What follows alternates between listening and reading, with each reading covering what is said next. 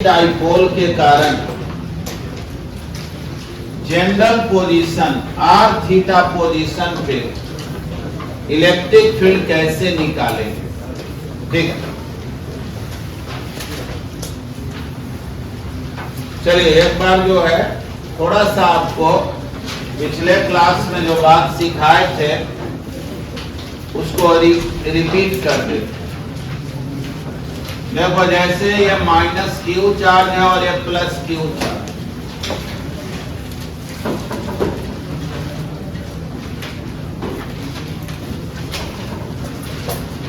ये है dipole moment P। Dipole moment को P से ही ना डिनोट करते हैं। ये अलग बात है कि P का वैल्यू क्या होता है, Q इंटू 2L। 2L इन दोनों के बीच के गैप को हम लोग बोलते हैं। ठीक है, पूछा जाए कि अगर इसके एक्सिस पर कोई पॉइंट हो तब बतलाओ इलेक्ट्रिक फील्ड क्या होगा।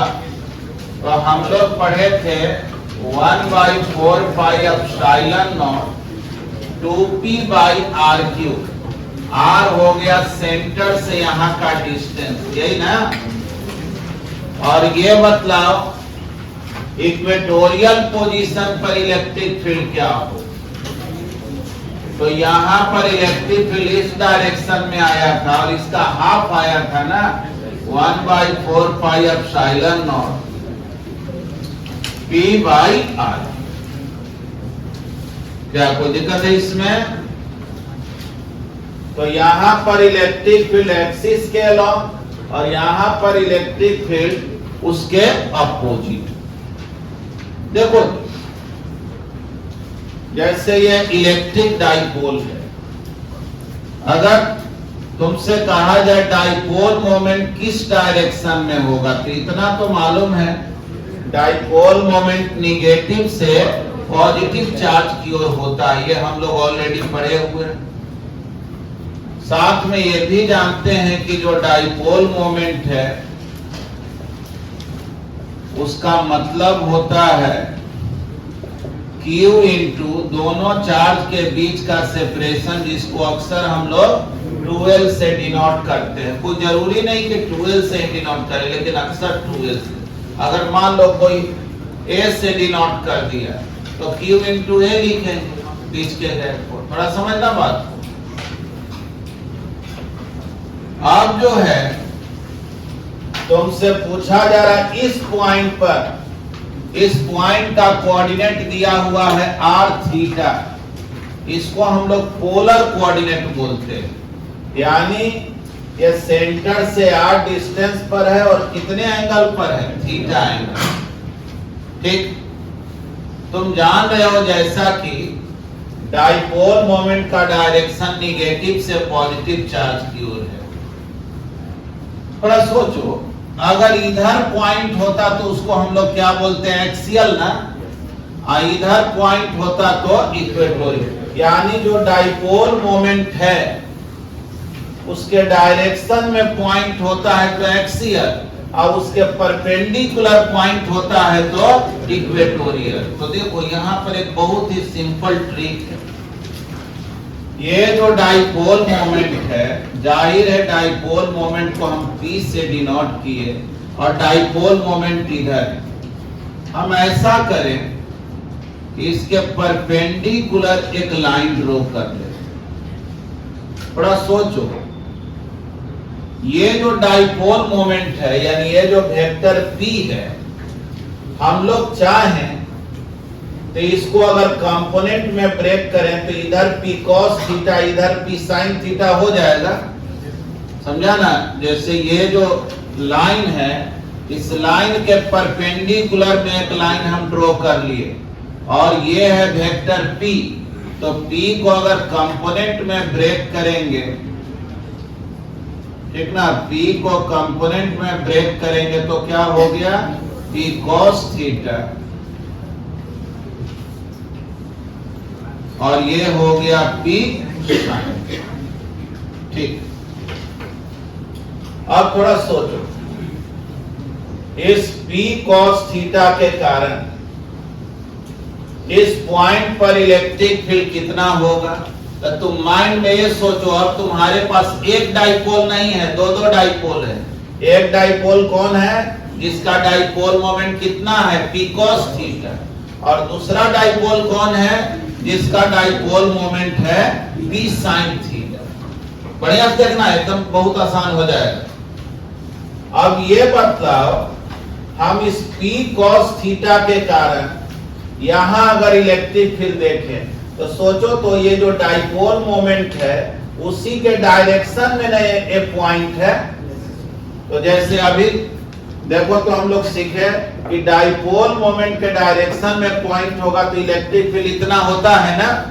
लेकिन यहाँ पे डाइपोल मोमेंट की जगह लिखना क्या होगा, p cos थीटा। जहां हम p लिखे थे वहां लिखना पड़ेगा p cos थीटा। अब चलो, अगर तुमसे कोई ये पूछे कि ये जो p cos थीटा है उसके कारण इस r थीटा पॉइंट पर इलेक्ट्रिक फील्ड का डायरेक्शन किधर होगा, तो अभी ना पढ़े हो कि एक्सियल पोजीशन पर हो तो इलेक्ट्रिक फील्ड का जो डायरेक्शन होता है वही डायरेक्शन होता है जो डाइपोल मोमेंट का डायरेक्शन होता है। देखो, डाइपोल मोमेंट भी इधर और इलेक्ट्रिक फील्ड भी इधर है ना, यानी कि इस पॉइंट पर इलेक्ट्रिक फील्ड देखोगे तो ये गारंटी है कि इसके कारण p cos थीटा के कारण इधर ही इलेक्ट्रिक फील्ड होगा। इसको हम लोग ER बोल दिए। इस चूंकि R के अलोंग है तो इस डायरेक्शन का नाम क्या बोलते हैं, ER, माने R का direction, electric field along R। ठीक, इतना तो समझ गया कि इस p cos थीटा के कारण जो इलेक्ट्रिक फील्ड होगा इस पॉइंट पर, वो इलेक्ट्रिक फील्ड इधर डायरेक्टेड होगा। और अगर p sin थीटा का बात करें तो सोचो, माइंड में सोचो, एक डाइपोल ऐसे है तो उसके परपेंडिकुलर में नहीं हो गया, यानी कि इस डाइपोल के लिए इक्वेटोरियल पोजीशन है कि नहीं। तो इक्वेटोरियल पोजीशन पर देखो, इक्वेटोरियल पोजीशन पर इलेक्ट्रिक फील्ड किधर होता है, जिधर डाइपोल मोमेंट होगा उसके अपोजिट। क्लियर, डाइपोल मोमेंट के अपोजिट। तो सोचो, डाइपोल मोमेंट इधर है p sin थीटा, तो उसके कारण अगर इलेक्ट्रिक फील्ड देखें तो इसके अपोजिट यहाँ इलेक्ट्रिक फील्ड होगा। देखो जी, इस इलेक्ट्रिक फील्ड को हम लोग E थीटा बोलते हैं। तो सोचो, यहाँ दो दो इलेक्ट्रिक फील्ड ना आ गया, एक हो गया ER जो किसके कारण आया, p cos थीटा के कारण, और E थीटा किसके कारण आया, p sin थीटा के कारण। ठीक है, तो देखो जी, बोलेंगे क्या कि इलेक्ट्रिक फील्ड एट, मान लो इसको पॉइंट A बोल दे रहे हैं, at point A due to the dipole moment p cos theta, p cos theta dipole moment के कारण अगर इलेक्ट्रिक फील्ड देखें तो इलेक्ट्रिक फील्ड कितना होगा, तो हम लोग यही बोलेंगे कि p cos थीटा के कारण जो होगा उसका फॉर्मूला हो गया 1/4 पाई एप्सिलॉन नॉट। बोलो तुम लोग भी आगे क्या लिखें, p cos थीटा के कारण इलेक्ट्रिक फील्ड क्या लिखें, p cos theta divided by. Clear, नहीं क्लियर तो भी बोलना है। हम लोग पढ़े ना, एक्सियल पोजीशन पे जब इलेक्ट्रिक फील्ड हो तब फॉर्मूला यही ना होता, 1/4 पाई एप्सिलॉन नॉट 2p/r³। तो ठीक है, वही काम तो हम लोग किए हैं, बस p के जगह क्या हो गया, p cos थीटा। अब देखो, electric field at point A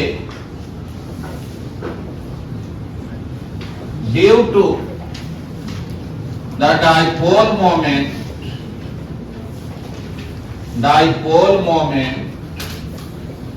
p sin theta, B sine theta जो है डाइपोल मोमेंट के कारण इलेक्ट्रिक फील्ड ए पर क्या होगा, तो हम लोग यही बोलेंगे कि ये इक्वेटोरियल पोजीशन है ना, इक्वेटोरियल पोजीशन पर इलेक्ट्रिक फील्ड का फॉर्मूला क्या होता है, 1/4 pi epsilon naught P sine theta by R Q. क्या कोई दिक्कत है? यानी देखो जी, हम लोग जो है एकदम आसानी से ये सीख गए कि पॉइंट ए पर इलेक्ट्रिक फील्ड जो है आर के डायरेक्शन में और आर के परपेंडिकुलर डायरेक्शन में क्या हो। तो सोचो नेट इलेक्ट्रिक फील्ड तब क्या होगा, जब इधर भी इलेक्ट्रिक फील्ड है इधर भी है, तो रिजल्टेंट इलेक्ट्रिक फील्ड अगर हम लोग देखें कि रिजल्टेंट इलेक्ट्रिक फील्ड, तो तुम ही सोचो, वेक्टर में हम लोग पढ़ते थे कि कोई भी वेक्टर का अगर x कंपोनेंट और y कंपोनेंट मालूम हो, जैसे वेक्टर है 3i + 4j, मतलब वेक्टर का मैग्नीट्यूड क्या होगा, तो बोलते हैं ना √3² + 4। तो वैसे ही सोचो, इधर इलेक्ट्रिक फील्ड मालूम है और इधर मालूम है, नेट इलेक्ट्रिक फील्ड पूछा जाए, नेट इलेक्ट्रिक फील्ड एट ए पर अगर नेट इलेक्ट्रिक फील्ड का बात करें तो क्या बोलेंगे, √ER² + E⁵²। ER², बोलो ER क्या है, 1/4 pi epsilon not 2p cos theta by RQ whole square 1/4 pi epsilon naught p sin theta by RQ whole square. अब बतलाओ इलेक्ट्रिक फील्ड क्या होगा, तो 1/4 pi epsilon naught p by RQ √, देखो तो 2 cos थीटा का स्क्वायर यानी 4 cos² theta plus sin² theta, ये आ गया इलेक्ट्रिक फील्ड का वेक्टर। हाँ, चाहो तो इसी को थोड़ा और सिंप्लीफाई कर सकते हो इस तरह से, इलेक्ट्रिक फील्ड आ गया 1/4 pi epsilon naught p by RQ, ये जो 4 cos² थीटा है 3 cos² theta plus cos² theta plus sin, देखो तो ये 1 हो गया क्या, यानी इलेक्ट्रिक फील्ड कितना आ गया, 1/4 pi epsilon naught p by RQ 3 cos² theta plus, ये आ गया इलेक्ट्रिक फील्ड का फॉर्मूला जनरल पॉइंट पर।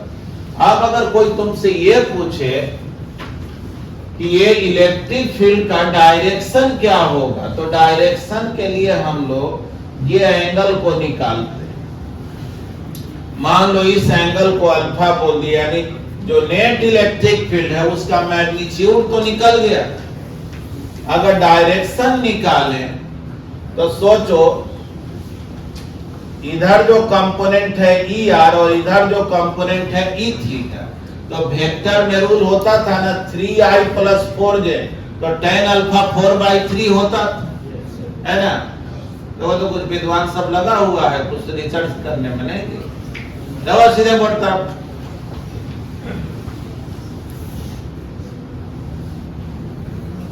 तो देखो जी, इस एंगल को निकाले, tan अल्फा निकालेंगे तो परपेंडिकुलर अपॉन बेस। अरे अब तुम ऐसे समझो, अब तो दिमाग में अगर वेक्टर नहीं आ रहा तो सोचो y component divided by x, तो tan अल्फा =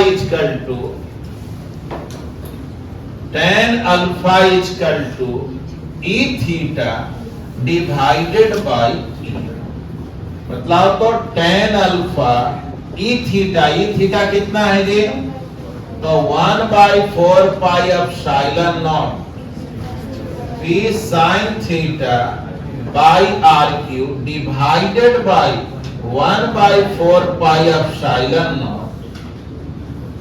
क्या है ये?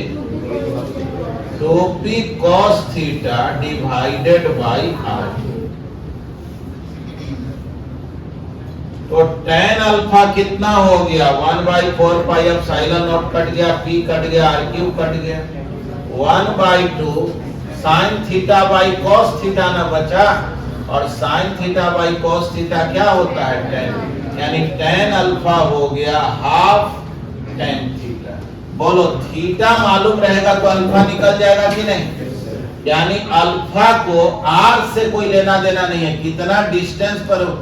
अल्फा को क्या चीज से मतलब है? थीटा से। इसी को चाहो ऐसे लिख सकते हो, tan inverse half tan theta. अब देखो जी, जब हम लोग 12th के एग्जाम में इस क्वेश्चन को लिखते हैं तो तुम जैसा कि जानते हो इसमें थोड़ा बहुत कोशिश करना चाहिए कि कुछ लिटरेचर का पार्ट भी लिखे। एक डाइपोल है ना, charge plus Q minus Q, मुझे इलेक्ट्रिक फील्ड निकालना है आर थीटा पे। तो चलो हेडिंग तो दे दिए हो।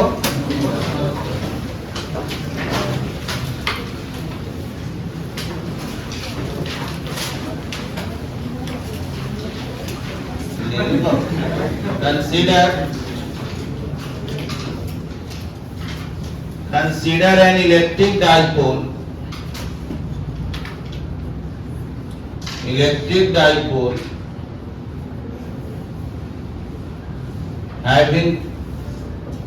having dipole moment P, dipole moment P, P पे एरो दे देना, dipole moment P, full stop। we have to find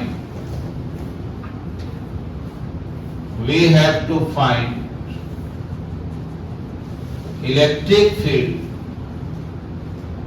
we have to find electric field at a general point,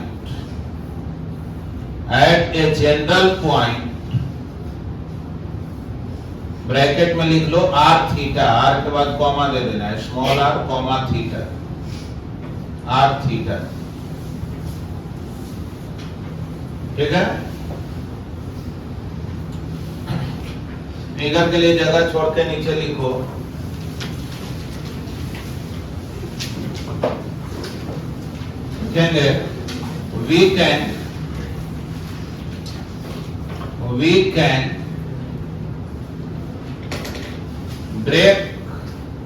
we can break the dipole moment T, we can break the dipole moment T, T पे arrow दे देना, into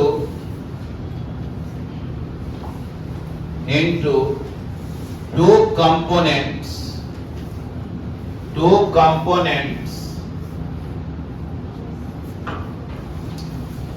P cos theta and P sin theta, P cos theta and P sin theta as shown in the figure,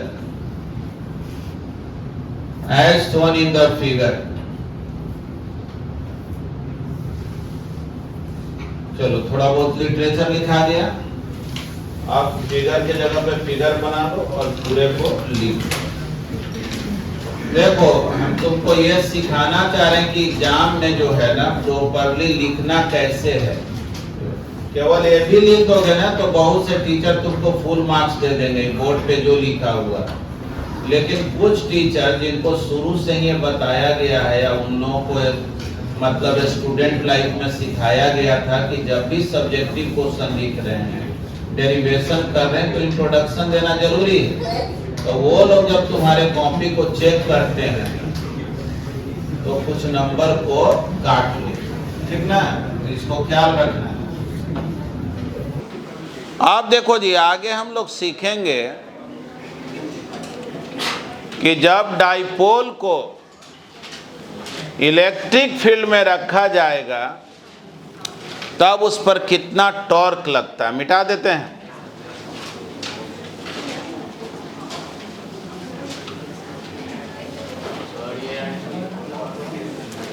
बोलो, कोई दिक्कत?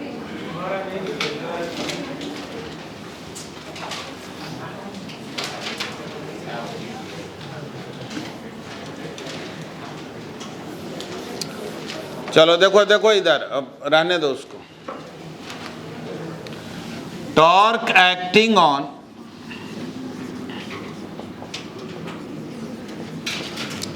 Electric dipole in uniform electric field, in uniform electric field। देखो जी, एक electric dipole है,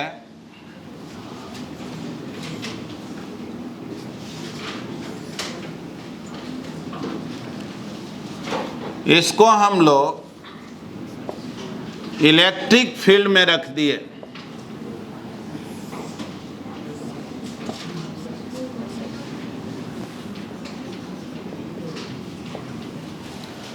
ठीक ना, electric dipole है जिसको हम लोग इलेक्ट्रिक फील्ड में रख दिए। अब सोचो, इस इलेक्ट्रिक फील्ड के कारण इस Q चार्ज पर, पॉजिटिव चार्ज पर ऑलरेडी पढ़े हो ना, फोर्स लगेगा Q इंटू ई, और इस फोर्स का डायरेक्शन जो है इलेक्ट्रिक फील्ड के डायरेक्शन में होगा। अब बोलो माइनस Q पर कितना चार्ज लगे, फोर्स लगेगा, तो इस पर भी Q इंटू ई, बस डायरेक्शन अपोजिट होगा।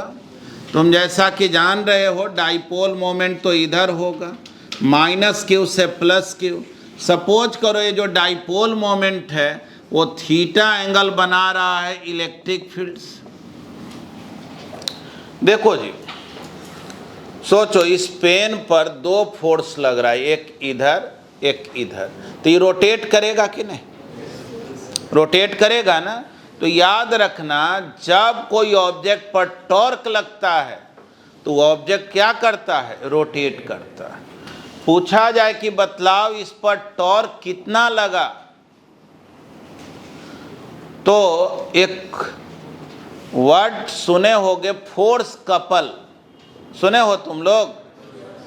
ठीक है, जो रोटेशन नहीं पढ़ा होगा वो काहे के लिए सुना होगा, क्योंकि कितना तो 11th में 3 महीना के बाद संन्यास ले लेता है कि भाई चलो ना हम समझ गए। 11th ऐसे ही झूठ मूठ के, 12th में पूरा ताकत लगाएंगे, है कि नहीं?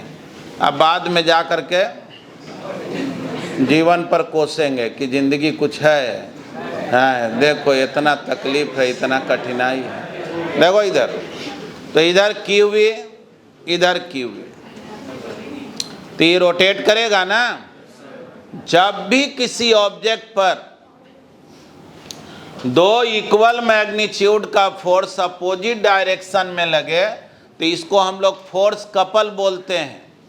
मान लो इन दोनों के बीच का जो गैप है वो 2L है, तो टॉर्क कैसे निकालेंगे? Torque acting on electric dipole, electric dipole पे टॉर्क क्या लगेगा? तो टॉर्क निकालना है तो दोनों फोर्स में से कोई एक फोर्स को देख लो कितना है, तो दोनों तो इक्वल ही ना है, QV। और अब क्या करो, दोनों जो फोर्स है उसके बीच का गैप देखो। देखो ये परपेंडिकुलर डिस्टेंस, देखो ये वाला डिस्टेंस, देखो इस QV और इस QV के बीच का गैप क्या है। तो थोड़ा सोचो, अगर ये एंगल थीटा तो ये भी थीटा होगा ना। सोचो ये 2L है, ये हाइपोटेनस है ना, तो ये बेस हो गया। हाइपोटेनस 2L है तो ये 2L cos थीटा हो गया, और ये क्या हो गया? 2L sin theta, 2L sin theta. तो पूछा जाए कि टॉर्क क्या होगा, तो QV into 2L sin theta. देखो जी, Q इंटू 2L ई साइन थीटा, और Q इंटू 2L को हम लोग P बोलते हैं ना, P साइन थीटा। यानी टॉर्क जो लगेगा डाइपोल पे वो कितने के इक्वल होगा, P sin थीटा। या इसी को अगर वेक्टर फॉर्म में लिखें, इन वेक्टर फॉर्म, तब हम लोग ऐसे लिखते हैं torque equal to P cross E। अरे A क्रॉस B जैसे AB साइन थीटा होता था तो P क्रॉस E क्या होता है, P साइन थीटा। यही टॉर्क का वैल्यू आ गया। अब थोड़ा समझना इसमें, थीटा अगर जीरो हो, थीटा अगर जीरो हो जाए तो टॉर्क जीरो हो जाएगा ना। तो थीटा जीरो होगा तो ये इसका मतलब है बिल्कुल स्ट्रेट में ना, तो उस केस में टॉर्क मिनिमम होगा। सोचो यहाँ प्लस क्यू यहाँ माइनस क्यू, फोर्स इस तरह से लगेगा ना। एक काम करो, पहले इसको लिख लो, लिख लिए। आइए अब हम लोग कुछ बात सीखते हैं। देखो टॉर्क निकालने के लिए जो आएगा एग्जाम में, वो तुमको शॉर्ट क्वेश्चन में आता है, 2 मार्क्स 3 मार्क्स के लिए आता है। अब इसी से रिलेटेड कुछ जो ऑब्जेक्टिव क्वेश्चन पूछता है उसको सीखो। पहले तो ये जानना कि जब भी यूनिफॉर्म इलेक्ट्रिक फील्ड में कोई भी डाइपोल को रखोगे तो उस पर जितना आगे फोर्स उतना पीछे फोर्स, तो नेट फोर्स क्या हो जाता है, जीरो। ये हमेशा याद कर लो। इलेक्ट्रिक फील्ड अगर यूनिफॉर्म हो, यूनिफॉर्म मतलब समझते हो ना, हर जगह इलेक्ट्रिक फील्ड का वैल्यू सेम हो, तो नेट फोर्स डाइपोल पर क्या होता है, जीरो। कारण कि जितना आगे लगेगा उतना ही पीछे। तो नोट में फर्स्ट पॉइंट में लिखो, फर्स्ट पॉइंट में लिखो, in uniform electric field net force acting on dipole is zero। ठीक,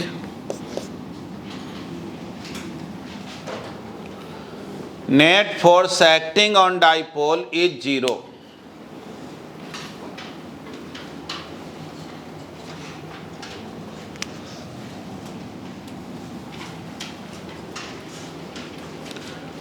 अब थोड़ा सोचो, सेकेंड पॉइंट देखो जी, when theta is equal to 0 degree, theta अगर 0 रखेंगे तो टॉर्क भी 0 हो जाएगा। यानी टॉर्क समझो मिनिमम होगा और क्या हो जाएगा, 0। बढ़िया सीखना। तो जब फोर्स और टॉर्क दोनों 0 हो जाता है तब हम लोग बोलते हैं कि वो इक्विलिब्रियम में आ गया। थोड़ा समझना, जैसे मान लो एक डाइपोल को तुम इस तरह से रख दिए, ये माइनस क्यू, ये है प्लस क्यू, और इलेक्ट्रिक फील्ड इधर है। तो सोचो इस पर इधर फोर्स और इस पर इधर फोर्स, क्या ये रोटेट करना चाहेगा, नहीं। तो ये रोटेट करना नहीं चाहेगा, यानी कि ये इक्विलिब्रियम में आ गया। टॉर्क भी नहीं लग रहा और नेट फोर्स भी 0 है। यानी कि थीटा जब 0 डिग्री होगा तब तो ये इक्विलिब्रियम में होगा। इतना तो सीखे ही। लेकिन एक टर्म होता है कि इक्विलिब्रियम कैसा होगा, ये स्टेबल होगा कि अनस्टेबल। बढ़िया से सीखना, ये स्टेबल होगा कि अनस्टेबल। तो देखो उसको पता लगाने का क्या मेथड है। अगर इसको तुम थोड़ा सा डिस्टर्ब कर दो, यानी मान लो यहाँ प्लस क्यू कर दिए, यहाँ माइनस क्यू, तो फिर फोर्स लगेगा और इसको वापस लाना चाहेगा कि नहीं, बोलो। यहाँ इधर फोर्स, यहाँ इधर, टॉर्क वापस लाना चाहेगा, तो टॉर्क तो वापस लाना चाहेगा। तब ये बतलाओ कि ये वापस आना चाह रहा है डिस्टर्ब होने पर, तब इक्विलिब्रियम कैसा हुआ, स्टेबल हुआ कि अनस्टेबल हुआ। तब बोलेंगे ये स्टेबल है, क्योंकि थोड़ा बहुत डिस्टर्ब करके छोड़ देंगे तो फिर से वापस आ जाएगा ना। तो ठीक है, बोलेंगे क्या, theta 0 then torque minimum is 0 and dipole is in, उसी में लिख लो, dipole is in stable equilibrium, stable equilibrium. ठीक है, अब थोड़ा सा समझो नेक्स्ट पॉइंट, थीटा जब 180 डिग्री हो, देखो बढ़िया से, थीटा जब 180 डिग्री हो तो साइन 180 का भी वैल्यू क्या होता है, 0। तब बोलेंगे फिर टॉर्क मिनिमम हो गया, टॉर्क 0 हो गया। लेकिन अब इक्विलिब्रियम कैसा होगा, तो थोड़ा देखना। आप देखो, हम प्लस क्यू इधर रख दिए और माइनस क्यू इधर रख दिए, यानी डाइपोल मोमेंट इधर हो गया और इलेक्ट्रिक फील्ड तो इधर है ही, दोनों एक दूसरे के उल्टा हो गया, तभी ना 180 हो गया। जैसे ये डाइपोल है, इसको हम रोटेट करा के ऐसे ला दिए तो बीच का एंगल 180 हुआ ना। थोड़ा समझना बात को। इस केस में प्लस के ऊपर देखोगे फोर्स, इस पर फोर्स देखोगे तो इधर, इस पर फोर्स देखोगे तो इधर, क्योंकि तुम जानते हो पॉजिटिव चार्ज पर फोर्स लगता है फील्ड के डायरेक्शन में, निगेटिव पर। बोलो, दोनों फोर्स एक दूसरे के उल्टा है ना, तो जाहिर है नेट फोर्स 0 और टॉर्क तो 0 है ही। बोलो, तो टॉर्क भी 0, फोर्स भी 0, तो इक्विलिब्रियम तो हो गया। समझ रहे हो ना। अब तुमसे कहा जाए कि ये कैसा इक्विलिब्रियम है, तो बोलेंगे थोड़ा डिस्टर्ब करके देखिए क्या होता है। इसको डिस्टर्ब किए, इसको यहाँ ले गए और इसको यहाँ ला दिए। अब थोड़ा सोचो तो फोर्स कैसे लगेगा, यहाँ इधर और यहाँ इधर, क्या ये वापस आएगा, ये इधर भाग जाएगा कि नहीं। यानी हम लोग क्या सीखे कि थीटा जब 180 हो, 180 डिग्री का मीनिंग क्या हुआ जी, यानी जब डाइपोल मोमेंट इलेक्ट्रिक फील्ड के अपोजिट हो जाए, अरे यही ना, तब जो है अनस्टेबल इक्विलिब्रियम में होगा कि थोड़ा बहुत भी डिस्टर्ब कर दोगे तो फिर लौट करके आने वाला नहीं। Theta 180 degree then torque minimum is 0 and it is in unstable equilibrium, unstable equilibrium. Clear है। और चलो जी नेक्स्ट पॉइंट, जब थीटा 90 डिग्री, तो थीटा 90 जब होगा तो साइन 90 का वैल्यू 1 सबसे ज़्यादा, यही ना हो गया।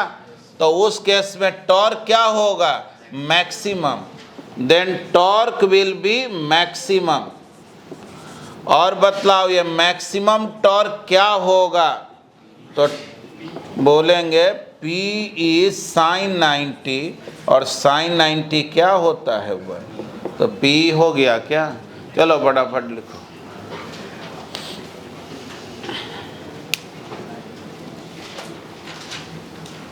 एनर्जी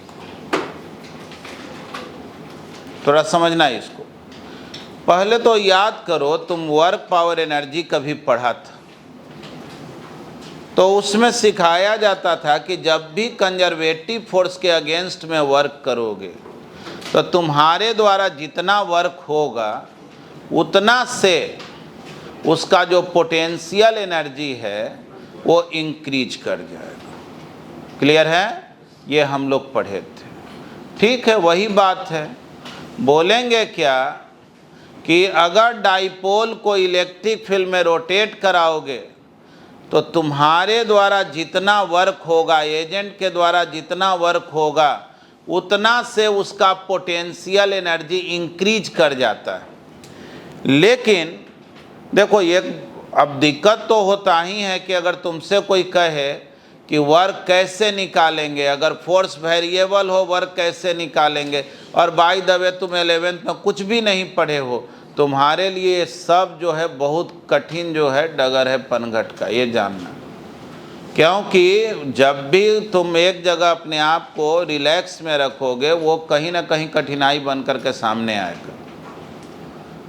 तो ठीक है, मैं तो एक्सप्लेन करूंगा ही, समझाने का पूरा कोशिश करूंगा, लेकिन उन लोगों को ज़्यादा बेहतर समझ में आएगा जो लोग जो हैं वर्क पावर एनर्जी वगैरह ये सब चीज़ पढ़े।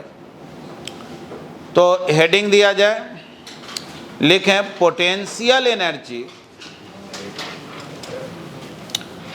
Potential energy stored in electric dipole in electric field, सीधे लिखो, ठीक।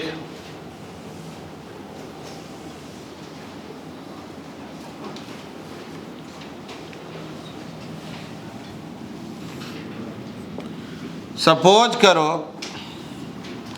इलेक्ट्रिक फील्ड इधर डायरेक्टेड, ठीक ना, इलेक्ट्रिक फील्ड इधर डायरेक्टेड है, इसका वैल्यू जो है वो फिक्स्ड यूनिफॉर्म इलेक्ट्रिक फील्ड है, और इस फील्ड में हम लोग एक डाइपोल को रख दिए, ठीक। चलो चलो बढ़िया से देखना, डाइपोल को रख दिए, अभी पढ़े हो इस पर फोर्स इधर लगेगा QV और इधर भी लगेगा QV, नेगेटिव चार्ज पर अपोजिट डायरेक्शन। अगर ये पूछा जाए कि टॉर्क ऑन डाइपोल क्या होगा, तो ये एंगल अगर थीटा है तो टॉर्क का फॉर्मूला क्या हो जाएगा जी, P sin थीटा। एक बात बतलाओ, जैसे जैसे थीटा जो है चेंज होगा तो टॉर्क भी चेंज होगा कि नहीं? यानी ये जो टॉर्क लग रहा है इस डाइपोल पर, वो टॉर्क कांस्टेंट है कि वेरिएबल है? बोलो, ये टॉर्क कांस्टेंट है या वेरिएबल टॉर्क है? तो जाहिर है ये टॉर्क जो है वो वेरिएबल है, अलग अलग पोजीशन में टॉर्क का वैल्यू अलग अलग हो, ठीक है। तो देखो जी, टॉर्क लगा P sin theta, potential energy निकालना है, तो याद रखना पोटेंशियल एनर्जी निकालना वो बात की बात है, मुझे पहले ये निकालना है कि मेरे द्वारा वर्क क्या हुआ। मान लो इस डाइपोल को हम रोटेट करा रहे हैं, मेरे द्वारा क्या वर्क हुआ, मेरे द्वारा जितना वर्क होगा उतना ही से पोटेंशियल एनर्जी में चेंजिंग होगा, ठीक है। तो सोचो हम इसको ऐसे रोटेट करा रहे हैं,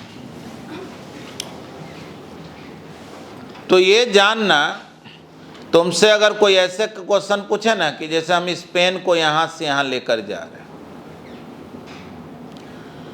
मेरे द्वारा क्या वर्क होगा बतलाओ, हम इसको स्लोली मूव करा के यहां ले जा रहे हैं, तो रूल ये है ना कि mg लग रहा है ना, mg के द्वारा वर्क निकाल लो और उससे माइनस से मल्टीप्लाई कर दोगे तो तुम्हारे द्वारा क्या वर्क हुआ पता चल जाएगा। तो सोचो ये जो इलेक्ट्रिक फील्ड है वो क्या चाह रहा, इलेक्ट्रिक फील्ड चाह रहा डाइपोल क्लॉकवाइज में रोटेट करे, और मान लो तुम ले जाना चाह रहे हो किधर, एंटी क्लॉकवाइज में। तो तुम क्या करो, पहले इलेक्ट्रिक फील्ड के कारण वर्क निकालो और उसको इंटीग्रेट, मतलब इलेक्ट्रिक फील्ड के कारण वर्क निकाल लिया ना, उसमें माइनस से मल्टीप्लाई कर दोगे तो किसके द्वारा वर्क निकल जाएगा, तुम्हारे द्वारा। वर्क डन बाय एजेंट क्या हुआ, समझ पा रहे हो? तो ठीक है, लेकिन तुम कहोगे कि हमको तो इलेक्ट्रिक फील्ड के द्वारा नहीं निकालने आता है, तो हम माइनस से मल्टीप्लाई किस में करें? हाँ, ये भी उतना ही सही है। अब जो है कैसे वर्क निकालते हैं, तो ये रोटेशन चैप्टर में सिखाया गया था कि टॉर्क के कारण अगर वर्क निकालना हो तो टॉर्क इनटू एंगुलर डिस्प्लेसमेंट। थोड़ा समझना बात को, इलेक्ट्रिक फील्ड क्या चाह रहा है जी कि कैसे रोटेट करे, क्लॉकवाइज, और हम लोग इसको कैसे रोटेट करा रहे हैं, एंटी क्लॉकवाइज। तो अगर मान लो हम थीटा में स्मॉल चेंजिंग लें, देखना work done by electric field on dipole for angular displacement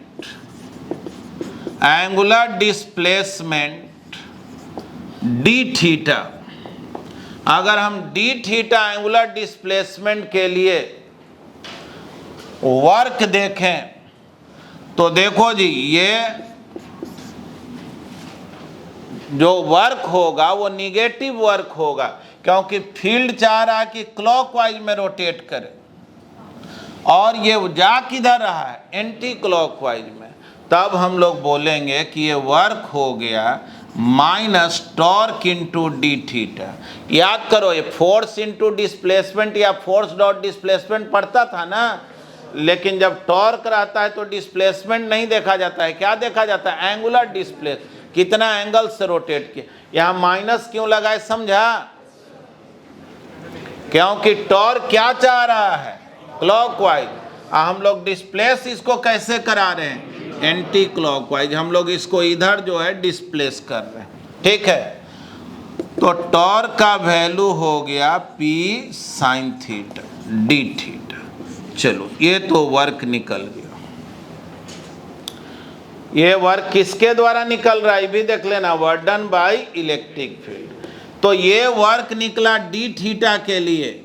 अगर पूछा जाए कि मान लो हम पहले जो था 30 डिग्री पे था, अब 60 डिग्री पे आ गया, कितना वर्क होगा, तो अगर हम टोटल वर्क देखें तो इसको इंटीग्रेट करेंगे। देखो यहां लिख दे रहे हैं work done by field, field मतलब इलेक्ट्रिक फील्ड, तो minus P sine theta D theta का इंटीग्रेशन। यही रूल है, स्मॉल डिस्प्लेसमेंट के लिए वर्क निकालो और उसी को क्या करो, इंटीग्रेट करो।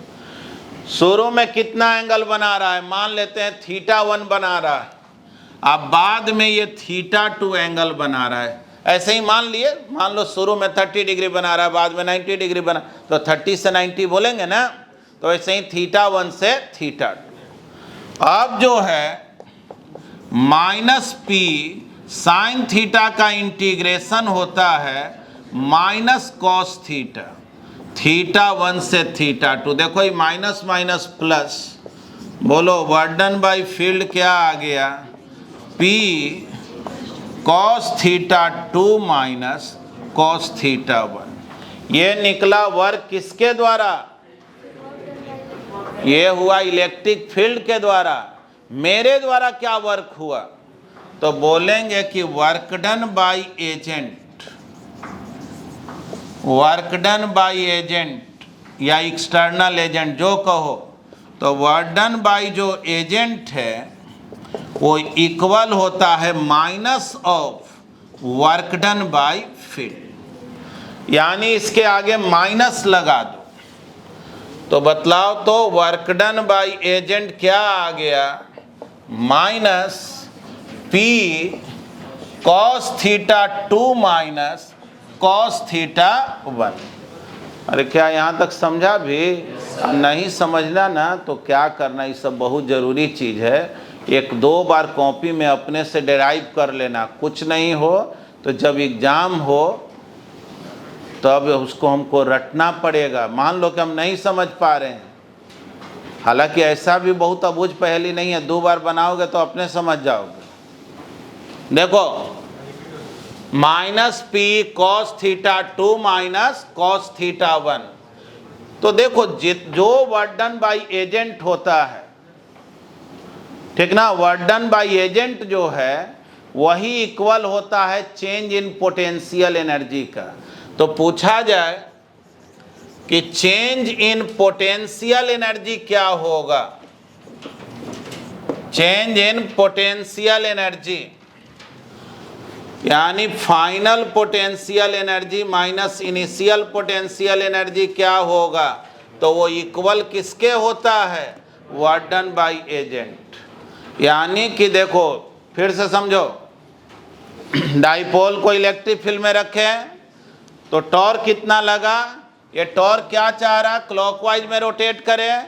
हम लोग क्या किए, इसको एंटी क्लॉकवाइज में रोटेट कराए, यानी उल्टा रोटेट करा रहे हैं, इसलिए वर्क क्या हो गया, निगेटिव। टॉर्क के कारण जब भी वर्क देखा जाता है तो टॉर्क इनटू एंगुलर डिस्प्लेसमेंट, तो पहले स्मॉल डिस्प्लेसमेंट के लिए वर्क निकालो। ऐसा तब किया जाता है जब टॉर्क वेरिएबल हो, ये टॉर्क बदलने वाला है ना, अलग अलग थीटा के लिए क्या होगा, अलग अलग। तो डी थीटा के लिए वर्क निकाले और उसी को क्या करेंगे, इंटीग्रेट करेंगे। तो इसको इंटीग्रेट किए तो ये किसके द्वारा वर्क निकल गया, इलेक्ट्रिक फील्ड के द्वारा, लेकिन मुझे वर्क खुद के द्वारा निकालना था, तो उसी में माइनस से मल्टीप्लाई कर दिया। क्लियर। अब जो है वर्क डन बाय एजेंट ही होता है change in potential energy. Final potential energy minus initial potential energy, work done by agent कितना आया है जी, minus P cos theta 2 minus cos theta 1। ये चेंज इन पोटेंशियल एनर्जी ना निकला, ये एक्यूरेट पोटेंशियल एनर्जी नहीं निकला। जैसे हम बोलें कि देखो जी, तुमको तुम्हारे पॉकेट में हम 10 रुपया रख दिए, बोलो टोटल कितना हुआ, तो टोटल इस पे ना डिपेंड करेगा कि पहले से कितना था। पहले से अगर 0 था तो 10 ही टोटल हो जाएगा, पहले से 100 रुपया था तब तो 110 रुपया हो जाएगा। तो चेंज निकल जाने से एक्यूरेट वैल्यू नहीं ना निकलता है, पहले से पता करना पड़ेगा कि कितना था। तो ध्यान से सुनना, डाइपोल में एक कन्वेंशन है, डाइपोल जब परपेंडिकुलर होता है ना इलेक्ट्रिक फील्ड के, तो इसके पोटेंशियल एनर्जी को 0 लेते हैं, ठीक ना। डाइपोल जब इलेक्ट्रिक फील्ड के क्या होगा, परपेंडिकुलर, तो बोलेंगे क्या कि when dipole is perpendicular to the electric field, its potential energy, ठीक ना, पूरा ही लिख दे रहे, potential energy is taken as 0, यानी थीटा जब 90 होगा तो पोटेंशियल एनर्जी क्या लेंगे, 0। थोड़ा समझना बात को। तो मान लेते हैं कि शुरू में डाइपोल थीटा एंगल बना रहा था और बाद में डाइपोल 90 का एंगल बना रहा है, तब तो ये गारंटी हो गया ना कि बाद वाला जो होगा वो 0 होगा। तो हम लोग ऐसे लिखेंगे, final potential energy minus initial potential energy minus P theta 2 क्या लिखें, 90, और थीटा 1 के जगह क्या लिखें, थीटा कॉस थीटा लिखें। ऐसा समझ गया। अब जो है कॉस 90 क्या हो गया, 0, और फाइनल पोटेंशियल एनर्जी भी क्या हो गया, 0, क्योंकि 90 पर तो फाइनल 0 हो गया। माइनस इनिशियल पोटेंशियल एनर्जी कितना हो गया, कॉस 90 0, तो सोचो तो कितना आएगा,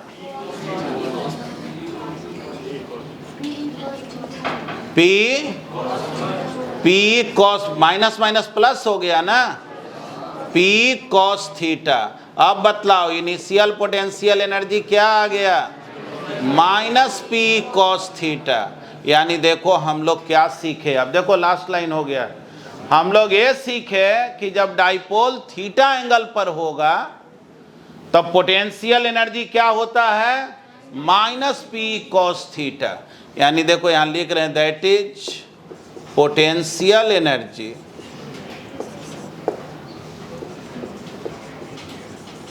देखो इसका फॉर्मूला क्या आ गया, माइनस पी कॉस थीटा, या इसी को चाहो माइनस पी डॉट ई लिख सकते हो, बोलो P dot E, dot product में हम लोग कॉस थीटा लिखते हैं।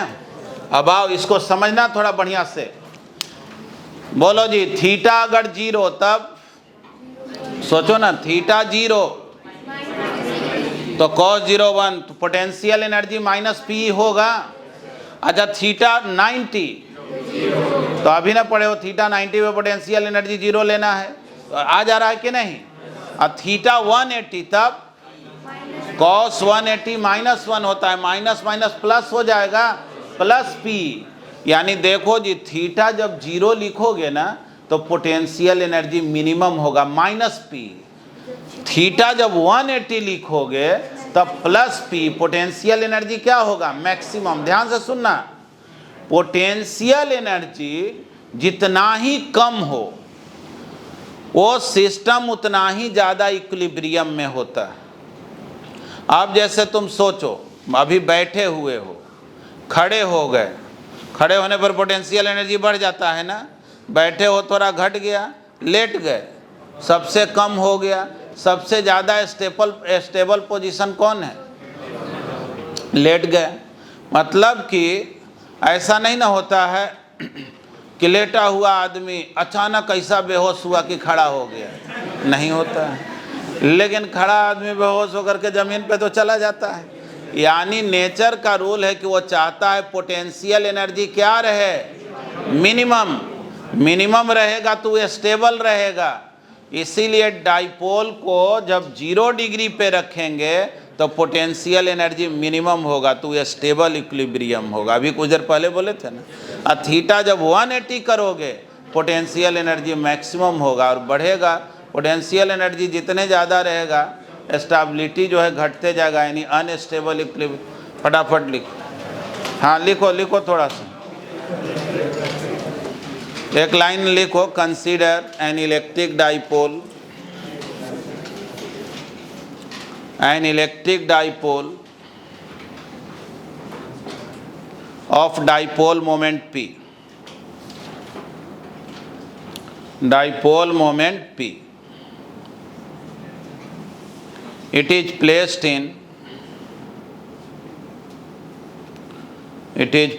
in uniform electric field E. Uniform electric field E as shown in the figure. As shown in the figure. ठीक है, अब पूरा लिखिए फटाफट।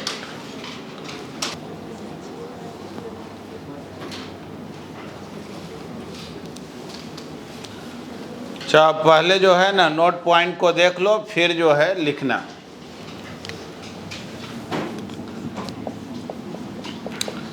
फर्स्ट पॉइंट में बोलेंगे when theta equal to 0 degree then potential energy